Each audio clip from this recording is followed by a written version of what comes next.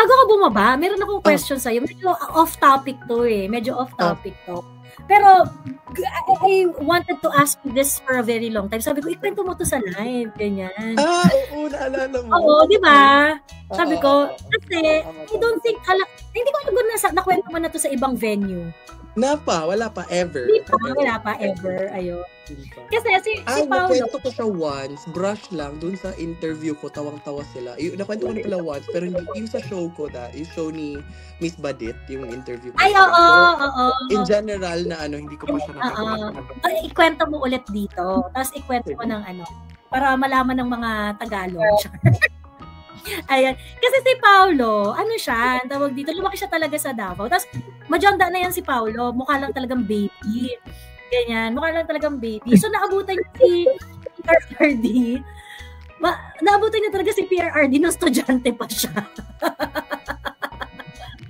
So, naranasan niyan si PRRD na nagkaroon siya ng mga encounters talaga kay PRRD nung estudyante siya. So, nung time na student siya, inabutan pa siya nung nag-iikot-ikot si PRRD sa taxi, yung mga ganyan-ganyan. Tapos naging pasahero niya si di ba ikaw yung pinick up ka ni PRRD? Ayan, kwento mo. Tawang-tawa ako kasi si PRRD before, very strict siya talaga when it comes to policy, security, mga ganon. And di ba pagkabataan, like tayo, like growing up, you do not understand discipline. Kasi parang feeling natin na parang, free tayo, we can just do whatever we want to do, ganon. Kasi di ba yun naman yung mga bugso ng kabataan na parang, I can buy the entire world, ganyan ang feeling. So medyo pa ako, mabarkada. Tapos po one time, naka-uniform ako, pauwi na ako ng bahay. Nag-decide kami ng college, first year. First year, tandang-tanda ko yung first year yun. Tapos, sabi ng mga classmates ko, uy, muna tayo, inuman sa bahay ng friends ko. Sabi namin, kasi naka-uniform kami, di naman kami pwede mag-inuman sa labas, sa restaurant, or sa So, dapat naka-uniform sa bahay ng classmate. So, okay, sige, nag-inuman kami, tanduay pa, ganun. Na yun, alas 2, alas 3 ng madaling araw. Pauwi na ako ng bahay, medyo lasing-lasing na kasi ano naman ininom namin, yun lang naman kaya namin, tanduay at saka, naabutan nyo ba yan yung tanduay at coke at saka kape pag kinumbay? Hindi so lasing talaga, lakas ng tama namin. So paglabas ko ng bahay, may taxi nakadaan. So pinara ko kasi syempre tataxi ako pauwi ng bahay. Hindi ko alam kung matatai ako, o hindi ko talaga alam yung feeling na matatai ako, masusuka ako, manginginig ako. Hindi ko alam, basta nakita ko kilala ko talaga yung itsura niya, dahil pagpasok ko ng taxi, dahil si PRRD, and I hated him for that. Grabe, ang tagal ng panahon ko siyang hinate because of that incident, because I felt like napahiya ako. I felt like... Ano sabi niya sa'yo nung dipinik ka? Yung pagpasok ko ng taxi, asa man ka, anong hubog man ka? So the question first was, saan ako, bakit lasing ako in Tagalog? But in Bisaya, asa man ka, anong hubog man ka? Ang akin, takot ako, paki mo, hindi makita ano mo yun? Pakailan mo. Pero alam mo na si PRRD yun. Oo, kinakabahan nga ako at isa, parang hindi ko alam kung matataiba ako. Pero sumakay ka pa rin. Dahil wala na akong choice, dahil napasok na ako dun sa loob. Tapos? Pag hindi na makahabulin siya. Tapos? Alam ko, habulin din ako, dahil. So pagpasok ko, hindi ko talaga makalimutan to. Sabi pa siya, ikaw bayuta ka. Kung naintindihan niyo to in Tagalog, Bisaya ko muna. Sabi, ikaw bayuta ka. Sige na po, kagkiaki ato. Ano kailaing gibuhat? Ito ba, tigskwila ka? Bayuta ka. So parang, alam mo na, Tagalog ako.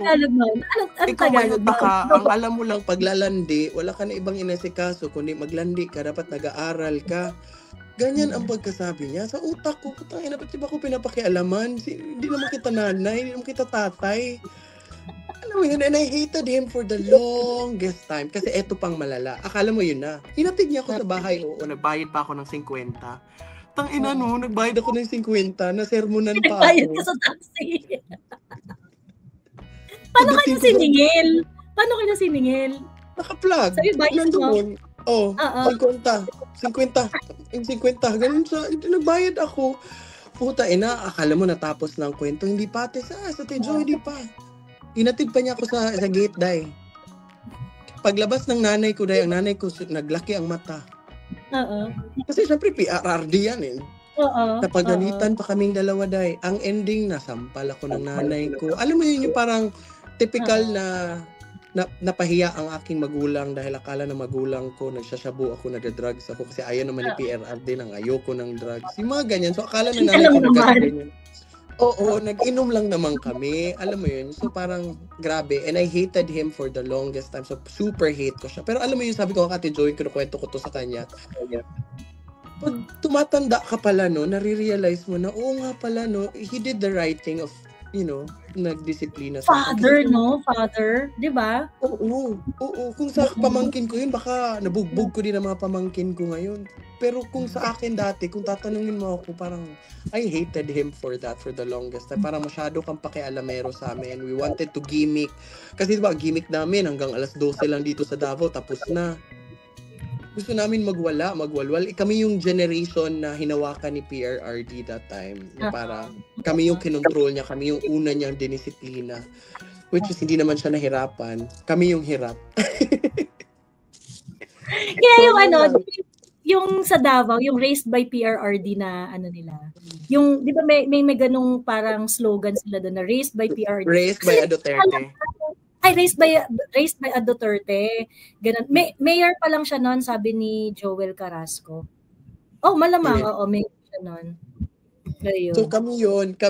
Ayan may mga nagko-comment, yung mga taga Davao na pagdaanan yung nag-iikot kasi talaga siya ng taxi. Taxi talaga ang trip ni PRRD. Tapos hindi mo siya malalaman na siya si PRRD kasi yung mga nagbabantay sa kanya malayo from him. So you will never know na, or baka nandyan lang sa gilid-gilid na kamotor, hindi ko alam, I don't know. But during that time, I saw that he was just alone. Siguro may mga nakasunod, di ko alam. But that time was so crazy. Hindi ko yun makalimutan. And until up this very moment, natatawa ako. Hindi ko siya kinukwento sa mga friends ko lang, close friends, kasi nakakahiya. Nahiya na isa din pala ako sa nasermonan ni PRRD noon. Kasi it's a beautiful story, no? It's really a beautiful story. Kasi sige, pagka leader ka, you're going to put good policies, ganyan. Pero at the end of the day, you really have to build character doon sa mga tao na nandun sa sinasakupan mo. Kasi kahit pa ganun kaganda ang policy mo, kahit ganun pa kaganda ang framework na ilalagay mo doon sa iyong bansa or sa iyong syudad, ganyan.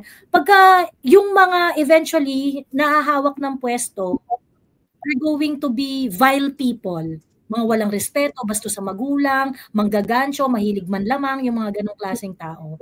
Everything that you work for is not going to endure a lifetime. 'Di ba? Makokorap ka. So parang kasama talaga yun dapat kasama yun dapat sa pagpaplano na dapat yung i-impose mo yung disiplina dun sa mga tao kasi the future leaders will come from these people too. 'Di ba? Ayun. So, ayan. Saka yan? Pinacheck din niya ni PRRD, Ate Jo. Check niya yung mga police na natutulog sa patrol. Ginugising niya yan, ginugulat niya yan kasi diba nagtataxi siya. So everybody's really working kasi kung hindi, lagot. So isa ako dun sa mga estudyanteng nakasakay sa kanyang taxi before na sermonan. Baka ako nga lang na sermonan eh. For sure. Bayuta ka. Yan ang hindi ko makakalimutan. Pag nakita ko si PRRD one day pag nag-uwi siya dito, tanong ko sa kanya kung naalala niya pa ako yung sinabihan niya kung bayuta ka. Malandi akong bakla. Diba? Ayun. Sabi ko kay Pao, alam mo Pao, kailangan mo ikwento yan. Ganyan. Kailangan mo ikwento. May nagbayad ka sa taxi ni PRRD. Diba? Ayun. Anyway. Siya, ano ang tawag dito? Meron ka pa gustong idagdag na chika? Yun lang. Thank you for everything what did you do. Kita-kita tayo soon in Davao. I hope Sas one day can visit us also in Davao City. And see you and later 7 a.m. Nice to meet you, Sas. See you.